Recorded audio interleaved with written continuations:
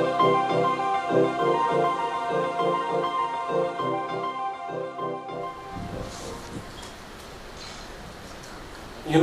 few days ago, when I was going out of my home for office on Makar Sankranti day, my wife said, today you will find a lot of beggars on the street, so please pay some money to each of them, whosoever comes across. I said, I will give only to the first one, not to all of them.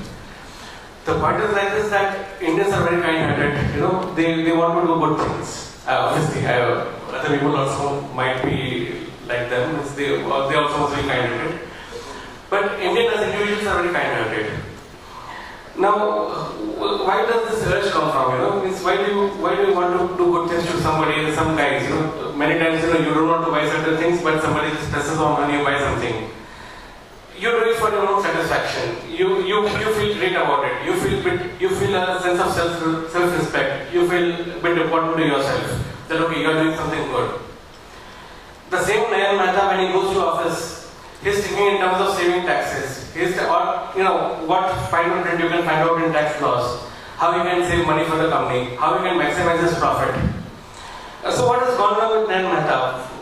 The guy who was on streets as an individual and the person who is a chief financial officer in his office, he probably loses his sense of vision. He probably loses his sense of direction. He probably loses his sense of humanity. He just thinks in terms of what is good for me only. And not only me or the company, it's only about immediate gains. It's not about how what I am doing will affect my company or myself in the long run. We sometimes tend to lose perspective. So, what should be done about it? The whole thing is that many times managements of various companies are under very strong pressure from a specific group of stakeholders. They can be their board, it can be its board, it can be some specific shareholders, it can be anybody, or the alpha type of power in that person, individual himself. So that person will only go for one particular goal, that is to earn money, nothing else. And that also they will think in terms of the next quarter, the next half year or next year. Somewhere along the line, businesses have to be taken in their proper perspectives. Business is not about next quarter, it is not about 1 year, it is not about 3 or 5 years. A business has to survive decades and decades and probably centuries. A business cannot be allowed to be jeopardized by feelings or some motivations of select individuals. And here the role of board comes in. The board has to be a very experienced board, a very strong board which can give direction to the company. And this is the board which can decide how company can sustain itself for a longer period of time and how company can benefit the society. Because one thing we need all to understand is that because there is society, there is business. It's not because there is business, there is society. So if you have a business always draws lots of its society, wherever the business operates. So if today you are operating in a particular area or a particular locality or a particular group of stakeholders, obviously they are also giving a lot to you, directly, indirectly, in whatever manner. And it is your responsibility to give something back to your own society.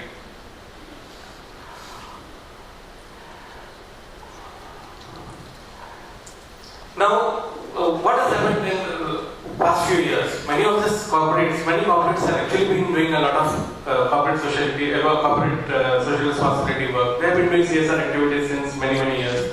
There are big trusts, even today, from big corporate houses, which have been doing a lot of work.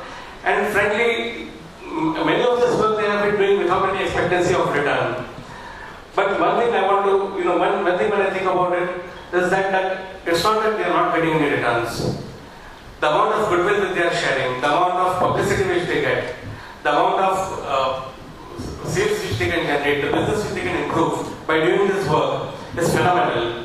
A person cannot undermine the importance of those works or the benefit which a company gets from those work, from the CSR activities. The only thing is that it should not happen that one particular director who is the dominating director says, okay, in my town I want to set up something for him, and which will give him importance, which will give him some sense of pleasure. It has to be a very coordinated effort. It has to be a strategic philanthropy. It cannot be just a random act of goodness. And this strategic philanthropy should should ensure that whatever work is being done towards CSR activities would not only benefit the society, it has to benefit the company also. If it does not benefit the company, sooner or later this will not survive. Because somewhere along the line, its stakeholders are going to object to it. They will say, "Boss, you are wasting my money. I am doing my philanthropy in my own way, but there you are, the company management is just wasting my money and doing something which is totally against the purpose of the company." Here, I might differ with a lot of you here, but I am very sure that I have any company who does any CSR activities, more or less, even if it's not full, but most of the amount should go to activities which are going to help its society and help its business.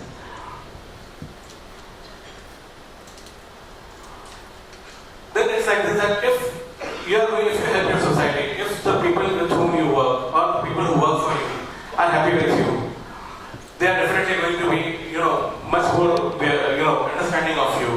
A few years ago, I was working in a company where we had a lot of staff welfare activities, and in that my family was getting involved. They were called for a few occasions here and there. At least 3 or 4 times there would be some activities where family is involved. And I can tell you one thing, that whenever I used to sit late in that company, my family will not object. They will say, "No, he is working in this company." In any other place, they will say, they are really, drawing the blood out of you. But in that company, they were very happy that, okay, the husband is working and the father is working. So this is the thing which not only affects the family, it affects the entire environment. If in an environment where you are working, if the people are happy with your company, they will actually work for you. They will be your loyalists, and they will actually start consuming your products and even selling your products. So CSR is not only about philanthropy. It is about something which is going to benefit others. It's going to benefit you. It is a win-win situation. And how do you sustain this?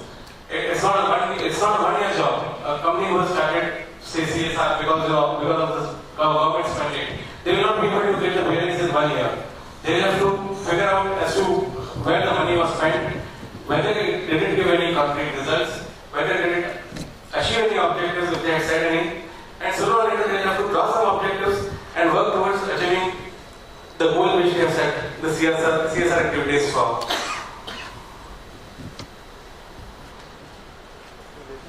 And one thing which you would have always seen, that people like to talk with you if they like you. They will do business with you if they like you. If you are good, it will show somewhere in what you are doing. And if you are good, people will come to you because they know you are good and they would like to be with you.